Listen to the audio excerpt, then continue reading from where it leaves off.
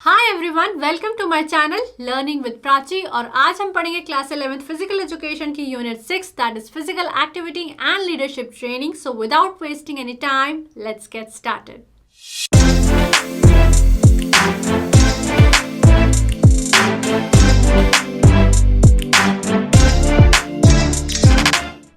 तो दोस्तों, हमारी यूनिट का नाम क्या है? Physical activity and leadership training. Physical activity का मतलब क्या है? स्पोर्ट्स। एंड लीडरशिप ट्रेनिंग का मतलब क्या है कि कैसे हम किसी पर्सन में लीडर की क्वालिटी को डेवलप कर सकते हैं।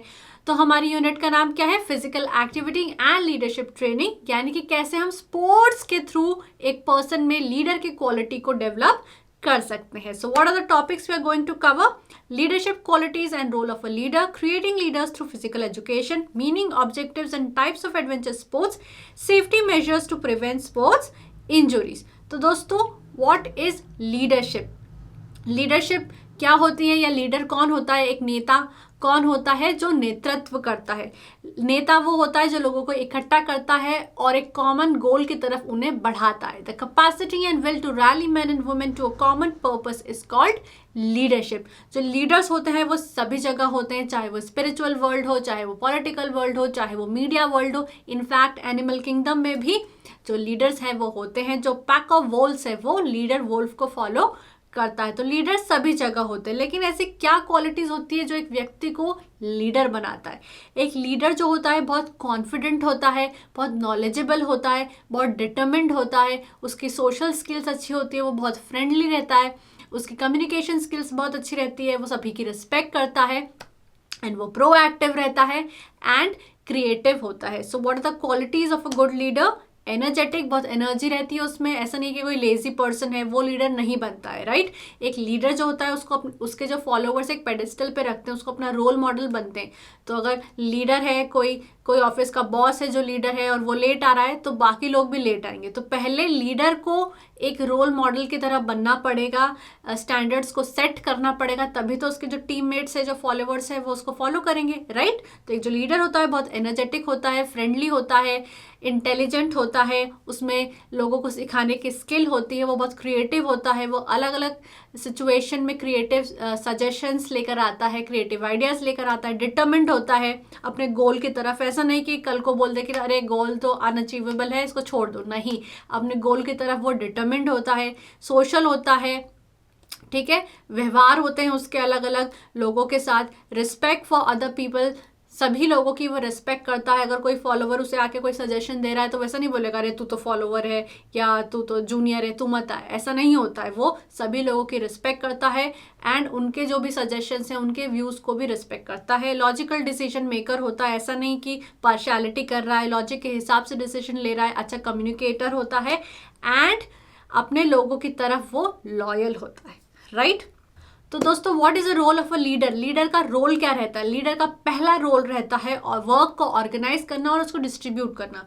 लीडर सभी काम खुद ही नहीं कर लेता है, लीडर सिर्फ इंपॉर्टेंट काम करता है और बाकी के जो काम है उसको डिस्ट्रीब्यूट करता है एंड जो डेलीगेट करता है अपने नीचे के लोगों में। कंट्रोलिंग ग्रुप बिहेवियर, ग्रुप के बिहेवियर को कंट्रोल करता है। ऐसा नहीं कि लड़ाई झगड़े हो रहे हो तो वो भी लड़ने लग जाए, वो ग्रुप के बिहेवियर को कंट्रोल करता है। Speaking for the group, group के बिहाफ में बोलता है। जैसे क्रिकेट टीम में अगर कोई टीम हार जाती है तो उसका जो कैप्टन है वो मीडिया में आके ये नहीं बोलता है कि अरे इनकी वजह से मैं हार गया, ठीक है? तो वो अपने ग्रुप को रिप्रेजेंट भी कर रहा है एंड वो हार की जिम्मेदारी भी खुद लेता है, क्योंकि जो ग्रुप ने करा, जो ग्रुप का है वो उसका है और जो उसका है वो ग्रुप का है।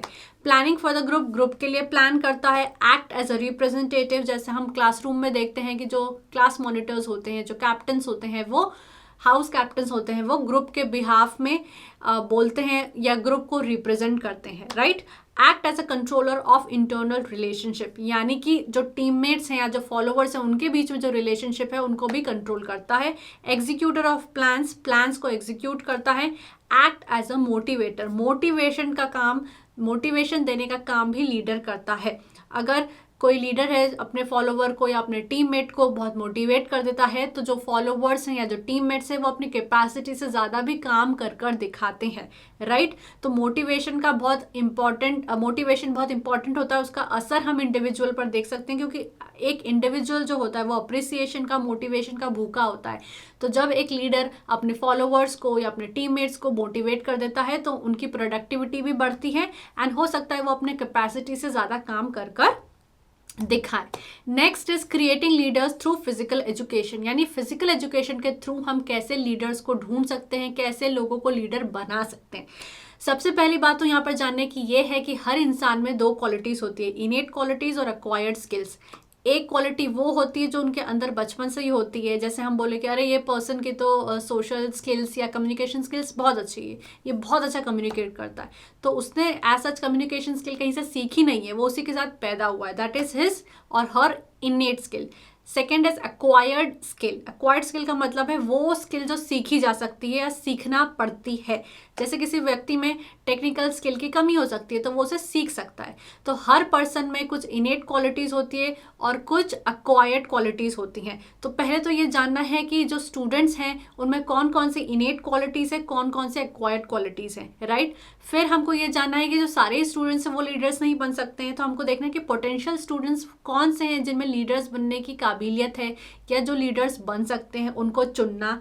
फिर उनको लीडरशिप रोल देना, लीडरशिप कोर्सेज देना। लीडरशिप रोल कैसे दे सकते हैं, उनको क्रिकेट टीम का कैप्टन का रोल दे सकते हैं। फिर उनको क्रिकेट टीम के कैप्टन के हिसाब से काम करना है, रोल को निभाना है। तो हमें पता चल जाएगा कि कौन कौन सी उसके पास एक्वायर्ड स्किल्स हैं या कौन कौन सी स्किल्स है जिस पे उसको काम करना है, जो उसे ब्रशअप करनी है, और कौन कौन सी स्किल है जो उसकी अच्छी है।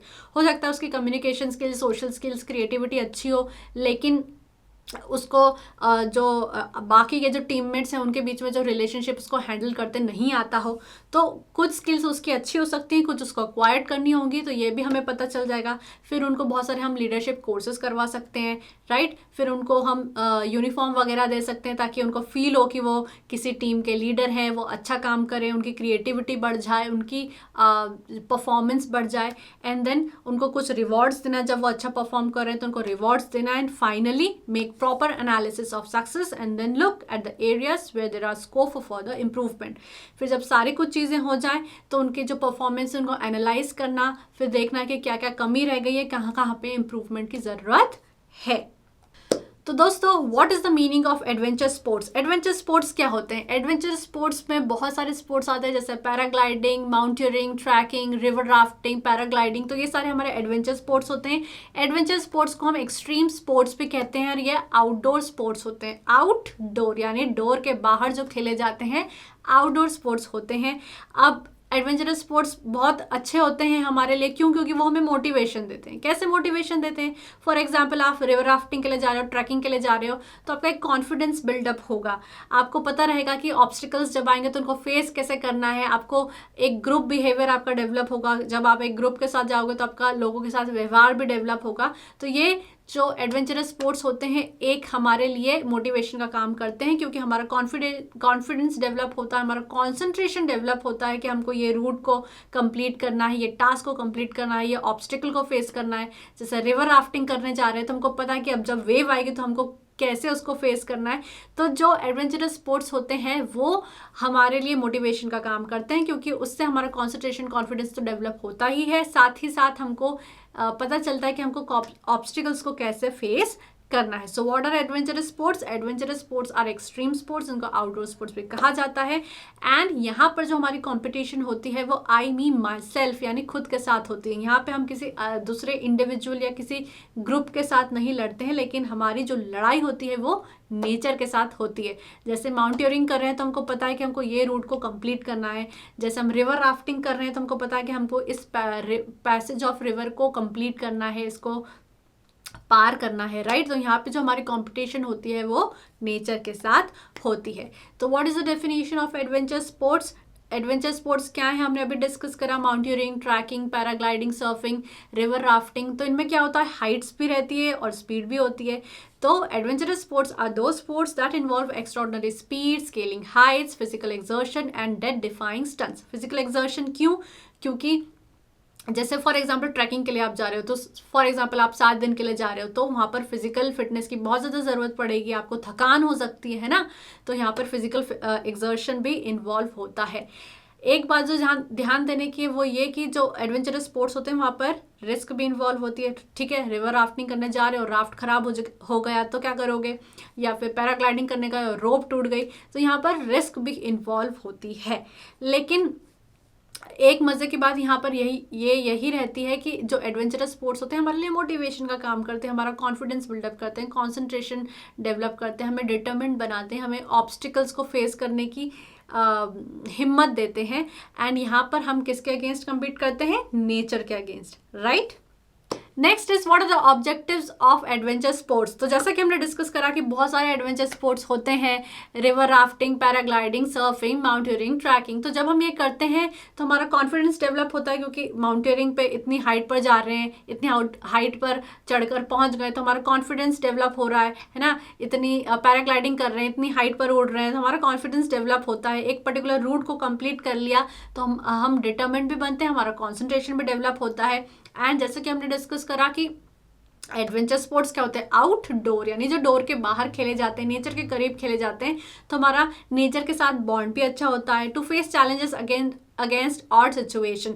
फॉर एग्जाम्पल आप रिवर राफ्टिंग कर रहे हो और बड़ी सी वेव आ रही है, तो अब आपको पता है कि उस बड़ी सी वेव को कैसे फेस करना है। हम क्रिएटिव हो जाएंगे, हम उस सिचुएशन को फेस करने के लिए अलग अलग तरीके निकालेंगे।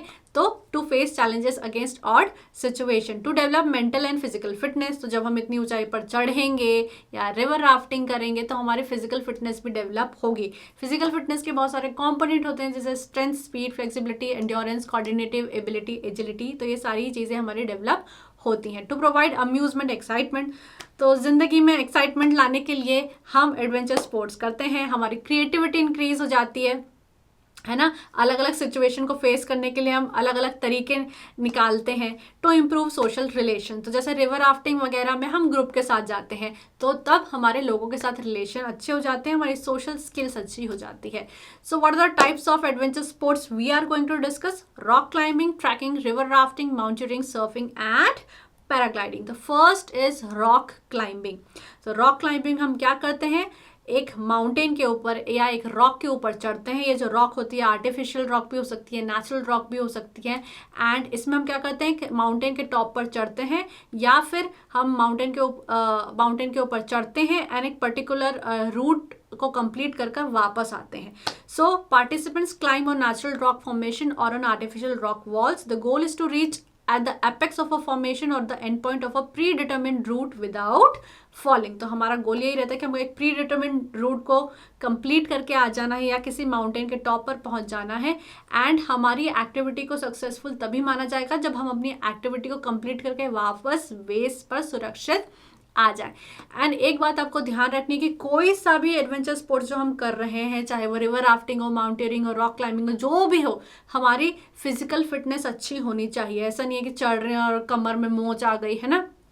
हमारे फिजिकल फिटनेस के जो कंपोनेंट्स है वो अच्छे होने चाहिए। So it requires a strong mental control, agility, flexibility, endurance and various coordinative abilities such as balance, coordination, reaction ability, etc. What is endurance? Endurance का मतलब क्या है कि थकान की कंडीशन में भी हम किसी एक्टिविटी को कर सकते हैं, that is endurance, right? And reaction ability का मतलब क्या है कि जैसे ही कोई रॉक क्लाइंबिंग पे चढ़ रहा है और ऊपर से एक बड़ा सा पत्थर आ रहा है तो फटाक से हमको अपना जो सर है हटा लेना है, that is reaction, है ना। किसी भी किसी भी चीज़ के तरफ हमारा जो रिएक्शन होता है, सो वो चीज़ हुई और हमारा जो रिएक्शन हुआ उसका जो डिफरेंस होता है उसी को रिएक्शन टाइम कहते हैं, राइट।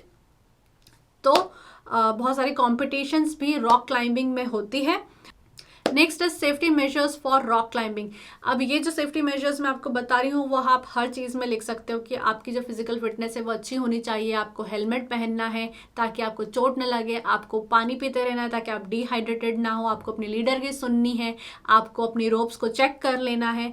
एंड यही सारी चीज़ें हैं तो आप हर एडवेंचर स्पोर्ट्स में लिख कर आ सकते हो, जैसे कि check the climber's harness, wear a helmet, use a long rope, pay attention to the leader, और धीरे धीरे करके चढ़ना है, एक बार में एक ही कदम रखना है, राइट। एंड जो भी सामान ज़रूरी है उस एक्टिविटी के लिए वो आपके पास होना चाहिए। हमारा अगला स्पोर्ट है ट्रैकिंग। तो ट्रैकिंग में हम क्या करते हैं, we walk on the mountain area by foot. Trekking refers to making the long and difficult journey on foot on the mountains for pleasure or sport. अब ये बहुत अलग अलग ड्यूरेशन के लिए होती है, 1 दिन से लेके 40 दिन तक की होती है। Now basis on the track, ठीक है, कि ट्रैक कैसा होगा उसके बेसिस पे हमने इसको डिवाइड कर दिया है कि ईजी है, मीडियम है, स्ट्रेनुअस है या डिफ़िकल्ट है। तो इजी जो पाथ होता है वो बिगिनर्स के लिए होता है, ये 7 दिन के लिए होता है, और ट्रैक जो होता है वो इजी सा होता है, यहाँ पे कोई बड़ी बड़ी माउंटेन्स नहीं होती है। फिर मॉडरेट में जब हम जाते हैं तो थोड़ी लंबी लंबी माउंटेन्स होती हैं, एंड ये ज़्यादा दिन के लिए होता है, ये 10 दिनों के लिए होता है। फिर जब स्ट्रेनुअस पे जाते हैं तो यहाँ पर ज़्यादा एल्टीट्यूड की माउंटेन्स होती है, एज हाई एज 5000 मीटर, और ये ज़्यादा दिनों के लिए होता है, ये 15 दिनों के लिए होता है। एंड लास्ट वाला होता है डिफिकल्ट ट्रैकिंग। डिफिकल्ट ट्रैकिंग उनके लिए होता है जो सच में कुछ एडवेंचर स्पोर्ट्स करना चाहते हैं, एंड ये 40 दिनों तक के लिए हो सकता है। एंड यहाँ पर बहुत ज़्यादा फिजिकल फिटनेस की ज़रूरत होती है। ऑफकोर्स अगर आप माउंटेन एरिया पे चल रहे हो, ज़्यादा दिन के लिए चल रहे हो, ज़्यादा लंबी ज़्यादा एल्टीट्यूड पे चल रहे हो, तो आपकी फिजिकल फिटनेस ज़्यादा अच्छी होनी चाहिए। तो आपके फिजिकल फिटनेस के सारे कंपोनेंट्स अच्छे से डेवलप होने चाहिए। तो ट्रैकिंग में what is trekking, we walk on the mountain area by foot. और ट्रैकिंग में जो ट्रैक होता है उसके बेसिस पे हम कैटेगरी डिवाइड करते हैं कि ईजी है, मीडियम है, स्ट्रेनुअस है, डिफिकल्ट है। तो ईजी 7 दिन के लिए है, फिर मीडियम 10 दिन के लिए है, फिर स्ट्रेनुअस 15 दिन के लिए है, फिर जो डिफ़िकल्ट है वो 40 दिन तक के लिए हो सकती है। एंड जो एल्टीट्यूड है वो बढ़ता जाता है, जैसे बिगिनर्स में एल्टीट्यूड कम रहेगा, फिर मीडियम में थोड़ी एल्टीट्यूड वाली माउंटेन्स रहेंगी, फिर स्ट्रेनुअस में 5000 मीटर तक की रहेंगी, एंड देन डिफ़िकल्ट में वो बहुत एल्टीट्यूड पर जाते हैं, right. Next is safety measures for trekking. तो ट्रैकिंग के लिए सेफ्टी मेजर्स क्या होने चाहिए, तो जैसे कि मैंने आपको बताया कि जो कॉमन है मैं आपको बता देती हूँ कि हेलमेट पहनना है, लीडर की सुनना है, हाइड्रेटेड रहना है, राइट। तो ये सारे कॉमन हो गए। उसके अलावा आपको रेनी सीजन में ट्रैकिंग नहीं करना चाहिए, एंड ट्रैकिंग में आप अपना बैग वगैरह लेके जाते हो तो बैग में पूरा सामान अच्छे से होना चाहिए, जो भी आपको ज़रूरत है वो सभी उसमें होना चाहिए, मेडिसिन होना चाहिए, राइट। एंड फुल स्लीव्स के कपड़े आपको पहनना चाहिए ताकि आपको मच्छर वगैरह ना काटे। All these are very basic points of trekking. Next is river rafting. तो रिवर राफ्टिंग को वाइट वाटर राफ्टिंग भी कहते हैं, एंड रिवर राफ्टिंग बहुत ही एक एडवेंचरस स्पोर्ट्स होता है। एंड जैसे कि हमने ट्रैकिंग में on the basis of path कि पाथ कैसा होगा उसके बेसिस पे हमने इजी, मीडियम, स्ट्रेनुअस, डिफिकल्ट किया था, वैसे ही रिवर राफ्टिंग में भी based on the path of river कि आपको पाथ ऑफ रिवर कैसा मिलेगा रिवर राफ्टिंग में, उसके बेसिस पे ग्रेडिंग करी गई है। तो यहाँ पे 6 ग्रेड होती हैं, grade number 1, 2, 3, 4, 5, 6 on the basis of paths of river की प्लेन वाटर मिलेगा या रफ वाटर मिलेगा या रफ वाटर विथ रॉक्स मिलेगा या rough water plus rocks plus large waves मिलेंगी plus high volume of water, उसके बेसिस पे यहाँ पे ग्रेडिंग होगी, राइट। तो आप याद कैसे रखोगे, तो आपको सिंपल ऐसे याद रखना है कि रिवर राफ्टिंग क्या होती है, it is popularly known as white water rafting and involves the use of raft for navigating through rivers. तो हमारा जो वो चप्पू होता है उससे हम राफ्ट को चलाते हैं, and on the basis of path of the river we decide the grade. तो ग्रेड होती है 1, 2, 3, 4, 5, 6। हमको सबको पता है, बहुत ही ईजी है कि पहला जो ग्रेड होता है वो बिगिनर्स के लिए होता है। तो यहाँ पर भी ग्रेड 1 जो है वो बिगिनर्स के लिए होता है। ईजी वेव होती है, प्लेन वाटर होता है, ज़्यादा रॉक्स नहीं होती है, वॉल्यूम ऑफ वाटर भी कम होता है। फिर जब आप ग्रेड 2 पर जाओगे तो रफ वाटर मिलेगा, रॉक्स मिलेगी, थोड़ा सा वॉल्यूम ऑफ वाटर अप मिलेगा। फिर जब आप 3rd पे जाओगे तो पैसेज जो है वो डिफ़िकल्ट हो जाएगा, बड़ी बड़ी रॉक्स मिलेंगी, बड़ी बड़ी वेव्स मिलेंगी, वॉल्यूम ऑफ वाटर ज़्यादा हो जाएगा। ग्रेड 4th 5th पे जाओगे तो लार्ज वेव्स हैं, लार्ज रॉक्स हैं, मैनूवरिंग जो होगी, जो आपको चप्पू जल्दी जल्दी चलाना होगा, राइट, शार्प चप्पू चलाना होगा, शार्प राफ्ट को चलाना होगा। एंड लास्ट ग्रेड में क्या होता है, ह्यूज वेव्स होती हैं, वॉल्यूम ऑफ वाटर भी ज़्यादा होता है, रॉक्स भी ज़्यादा होती है, पैसेज भी डिफ़िकल्ट होता है। तो सिंपली अगर आप कैसे याद रखोगे आप इन ग्रेड्स को कि on the basis of passage of water, right, passage of water या पैसेज ऑफ रिवर कि सबसे पहले बिगिनर्स के लिए प्लेन वाटर, कोई रॉक्स नहीं, वॉल्यूम भी कम रहता है, फिर रॉक बढ़ती है, वॉल्यूम ऑफ वाटर बढ़ता है, राइट, वेव्स बढ़ती हैं। तो इसके बेसिस पे आप ग्रेडिंग को याद रखोगे। So what are the safety measures for river rafting? River rafting में आपको देखना है कि आपका राफ्ट तो ठीक ठाक है, आपकी फिजिकल फिटनेस तो है, हाइड्रेटेड तो हो, आपकी मेडिसिन अगर आपको कोई चाहिए तो वो आपके पास है, आपको अपने लीडर की सुननी है, डार्क होने से पहले आपको रिवर राफ्टिंग करनी है, right? So avoid going for river rafting alone, अकेले तो जाना नहीं है, ग्रुप में जाना है। आपको क्लासिफिकेशन पता होना चाहिए रिवर राफ्टिंग का। फॉर एग्जाम्पल जैसे कि हमने डिस्कस करा कि 6 ग्रेड्स होते हैं, तो अगर आपको बिल्कुल भी कोई एक्सपीरियंस नहीं है तो आप बिगिनर की कैटेगरी में जाएंगे, एंड जब आप बहुत ज़्यादा एक्सपीरियंस्ड हो तब आप 6th कैटेगरी में जाएंगे। या आप कौन सी कैटेगरी में जाते हैं आपको पता होना चाहिए कि क्लासिफिकेशन क्या बेसिस पे है, एंड आपको कौन सा चूज करना है। आपको अपना हेलमेट और लाइफ वेस्ट पहन लेना है, एंड बेटा अंधेरा होने से पहले वापस आ जाना, राइट? Next is mountaineering. तो माउंटेनियरिंग में हम क्या करते हैं, जो माउंटेन है उस पर चढ़ते हैं। तो जो रॉक क्लाइंबिंग अभी हमने पढ़ा वो माउंटेनियरिंग का ही हिस्सा होता है, right? It is adventurous sport that combines climbing and hiking up mountains. तो यहाँ पर रॉक क्लाइंबिंग में हम सब सिर्फ क्लाइंब कर रहे थे, लेकिन माउंटेनियरिंग में हम walking and climbing plus hiking कर रहे हैं, राइट? तो इसमें भी 3 कैटेगरीज होती है। आप सिर्फ रॉक पर क्लाइंब कर रहे हो, दूसरा होता है आप स्नो एंड आइस में क्लाइंब कर रहे हो जहाँ पर ग्लेशियर्स भी आप वहाँ पर चल रहे हो और उस पर चढ़ रहे हो, एंड थर्ड होता है जो सबसे ज़्यादा कॉम्प्लिकेटेड और डिफिकल्ट होता है कि आप rock climbing and slow climbing या रॉक और स्नो का जो कॉम्बिनेशन है उसको ऑप्ट कर रहे हो, राइट? तो an individual should have ट्रेमेंडस endurance, agility, strength, experience and strong mental power. तो मैंने जैसा कि आपको बताया कि आप कोई सा भी एडवेंचरस स्पोर्ट्स करो, आपके फिजिकल कंपोनेंट्स के फिजिकल फिटनेस अच्छी होनी चाहिए, उसके सारे ही कंपोनेंट्स अच्छे से डेवलप होने चाहिए आप में, जैसे कि strength, speed, endurance, agility, coordinative ability, endurance, ये सब आपका डेवलप होना चाहिए। एंड जैसे कि हमने डिस्कस करा कि based on the basis of track condition, यहाँ पर जैसे कि रिवर राफ्टिंग में based on the passage of water, उसके पहले हमने ट्रैकिंग देखा था based on the basis of track, की ट्रैक कैसा रहेगा, इजी, मीडियम, स्ट्रेनुअस, डिफिकल्ट। तो यहाँ पर भी on the basis of track, की ट्रैक कैसा रहेगा उसके बेसिस पे कि सिर्फ रॉक क्लाइंबिंग कर रहे हो या स्नो क्लाइंबिंग कर रहे हो या फिर रॉक प्लस स्नो कर रहे हो, right? So rock climbing, mountaineering involves Rocky slopes, snow and ice climbing, it is a dangerous because it involves routes with glaciers.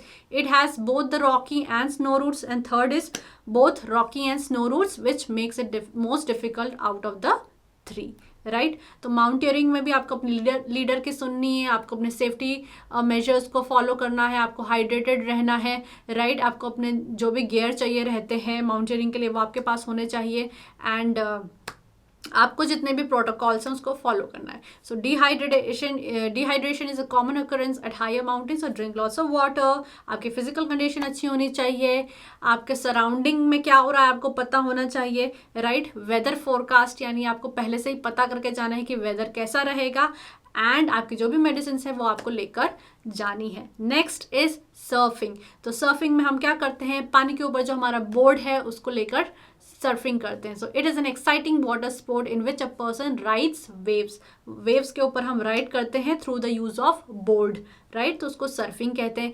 Surfing जो है बहुत सारी कंट्रीज में पॉपुलर है, जैसे ब्राज़ील, इंडोनेशिया, बहुत सारी कंट्रीज में ये पॉपुलर है, जापान, यहाँ पर ये पॉपुलर है।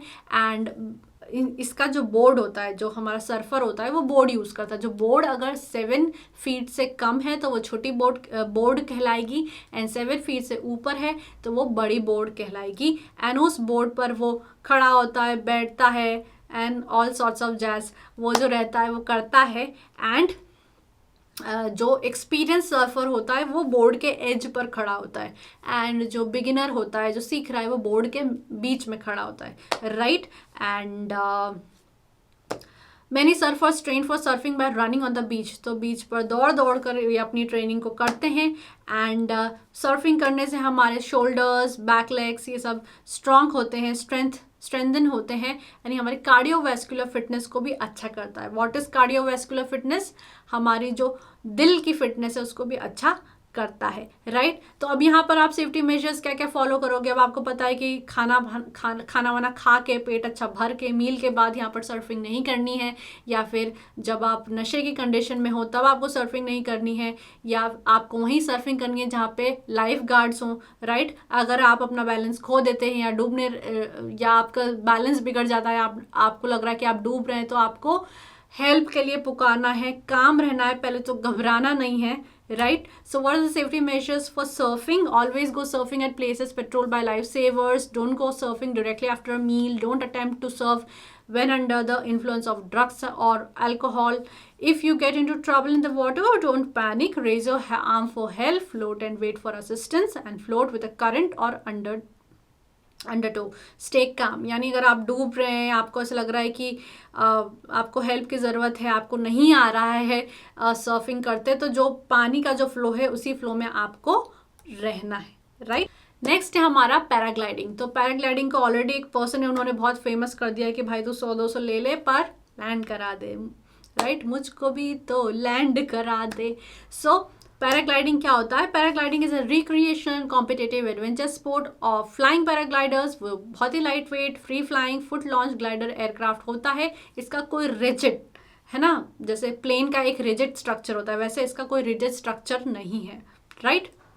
एंड पैराग्लाइडिंग में हम एक बर्ड की तरह फील कर सकते हैं, राइट, एक बर्ड होने का मजा ले सकते हैं। So it's a fun safe way to experience flight in the simplest form. And इसके सेट में क्या होता है? Wing, harness or helmet. So the entire paragliding set includes wind, harness and helmet. And 18,000 feet के ऊपर हमको paragliding नहीं करना चाहिए। तो इसमें सेफ्टी मेजर्स हमको क्या फॉलो करने हैं कि हम एक प्रोफेशनल पैराग्लाइडिंग इंस्ट्रक्टर के साथ ही पैराग्लाइडिंग का मजा लें, अपने इक्विपमेंट्स को लेकर जाएं, नेविगेशन इंस्ट्रूमेंट्स हमारे पास होना चाहिए, हमको अपनी जो फ्लाइट है वो पहले ही बिफोर हैंड प्लान कर लेनी है, एंड वेदर का ध्यान हमको रखना है, खराब वेदर में हमको पैराग्लाइडिंग नहीं करनी है। हमारा लास्ट टॉपिक है safety measures during physical activity and adventurous sports. तो क्या क्या सेफ्टी मेजर्स है जो हमको फिजिकल एक्टिविटी के थ्रू या एडवेंचरस स्पोर्ट्स के थ्रू ध्यान रखने हैं। तो एडवेंचरस स्पोर्ट्स के थ्रू हमको क्या क्या याद रखना है, मैंने आपको पहले ही बता दिया है, चाहे वो पैराग्लाइडिंग हो, ट्रैकिंग हो, माउंटेनियरिंग हो, रिवर राफ्टिंग हो। हमको पता है कि हमको डिहाइड्रेशन से बचना है, बहुत पानी पीना है, फिजिकल फिटनेस अपनी अच्छी रखना है, सारे कंपोनेंट्स डेवलप होना चाहिए, मेडिसिन लेकर जाना है, कपड़े फुल पहनना है ताकि मच्छर वगैरह ना काटे, हेलमेट पहनना है, अपने जितने भी गियर या फिर जो भी इक्विपमेंट्स एडवेंचरस स्पोर्ट्स के लिए चाहिए वो लेकर जाना है, अपने लीडर की सुनना है, अपने एनवायरनमेंट का ध्यान रखना है, वेदर का ध्यान रखना है। So all these are very basic points that you have to keep in mind while doing an adventurous sport and physical activity. यानी जो भी आप फिजिकल एक्टिविटी करते हो उससे पहले आपको वार्म अप करना है, राइट, नहीं तो बॉडी में जर्क हो सकता है। अगर आप स्ट्रेंथ ट्रेनिंग कर रहे हो तो आपको वेट धीरे धीरे बढ़ाना है। आपके जो शू हैं उनको आपको हर 8 to 9 मंथ्स में बदलना है क्योंकि सोल ख़राब हो जाते हैं। अगर आप एक्सट्रीम ट्रेनिंग कर रहे हो तो आपको एनर्जी ड्रिंक पीना चाहिए क्योंकि बॉडी बहुत सारे मिनरल्स को स्वेट के थ्रू खो देती है, तो आपको एनर्जी ड्रिंक पीना चाहिए। एक्सट्रीम वेदर में या बहुत गर्मी में आपको कम थोड़ी थोड़ी एक्सरसाइज करनी चाहिए। एंड ठंडे वेदर में आपको कपड़े ठीक ठाक पहनना चाहिए, आपको ठंड ना लग जाए। अगर आप सिक फील कर रहे हैं तो आपको एक्सरसाइज नहीं करना चाहिए। So all these are very basic points that you have to keep in mind while doing a physical activity. So take 5 to 10 minutes to warm up and cool down properly. यानी training से कोई भी physical activity करने से पहले 5 से 10 minute आपको warm up करना है। एक्टिविटी पेस को धीरे धीरे बढ़ाना है, ज़्यादा हार्ड ट्रेनिंग नहीं करनी है। जब आप सिक फील करें तो आपको ट्रेनिंग नहीं करनी है। अगर मैराथन वगैरह के लिए ट्रेन कर रहे हैं तो आपको इलेक्ट्रोलाइट्स वगैरह पीना है, क्लोथ्स अच्छे पहनना है, शूज़ को चेंज करना है। स्ट्रेंथ ट्रेनिंग कर रहे हैं तो लाइट वेट के साथ शुरू करना है। एंड ह्यूमिड कंडीशन में डिहाइड्रेशन से बचना है, कोल्ड वेदर में अच्छी ड्रेसिंग करना है। एंड जो भी एडवेंचर स्पोर्ट्स में आप इक्विपमेंट यूज़ कर रहे हैं make sure that they are proper and वो ख़राब नहीं हुए हैं। बहुत बार हमने पैराग्लाइडिंग में देखा है कि पैराग्लाइडिंग करते हैं रोप टूट जाती है क्योंकि इक्विपमेंट्स प्रॉपर नहीं होते हैं, वो वॉर्न आउट हो जाते हैं। तो आपको ध्यान रखना है कि जो भी इक्विपमेंट्स आप यूज़ कर रहे हैं एडवेंचर स्पोर्ट्स के लिए वो प्रॉपर हो। और इसी के साथ हमारा जो चैप्टर है वो ख़त्म हो जाता है। तो फ्रेंड्स ये था मेरी तरफ से इस यूनिट का explanation. Do like this video, subscribe to the channel and I will see you in the next video.